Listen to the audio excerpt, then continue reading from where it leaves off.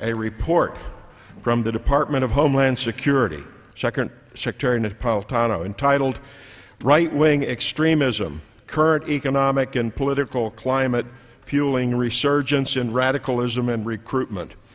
On page 2, under Key Findings, the footnote states, "Right-wing extremism in the United States can be broadly divided into those groups, movements, adherents that are primarily hate-oriented based on hatred of particular religious, racial, or ethnic groups, and those that are mainly anti-government, rejecting federal authority in favor of state or local authority, or rejecting government authority entirely. It may include groups and individuals that are dedicated to a single issue, such as opposition to abortion." It took a jury less than an hour to find Francis Grady guilty.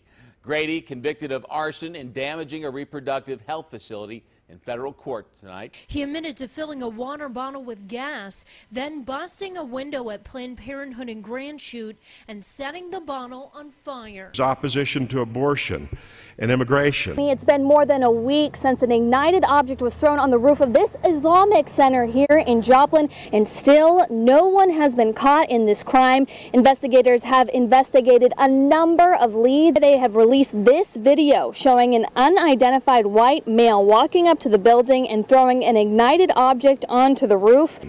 And immigration. On page 7, under disgruntled military veterans, they're listed as having potential to boost the capabilities. In the U.S., Sikhs have been badly rattled by the Wisconsin attacks. Community leaders say there have been around 700 attacks on Sikhs in the U.S. since 9/11, 2001. Among those injured, a policeman who was first on the scene and who was shot by the gunman outside the temple.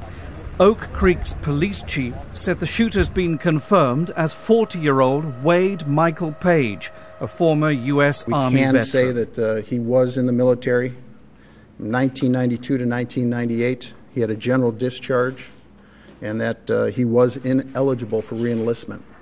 Under disgruntled military veterans, they're listed as having potential to boost the capabilities of the extremists. Mr. Speaker, this is the same cabinet member who will no longer use the words terrorist or war on terror, who now wants to call some of our veterans, pro-life activists, terrorists. This is outrageous. President Obama, your cabinet secretary is the real threat to our security.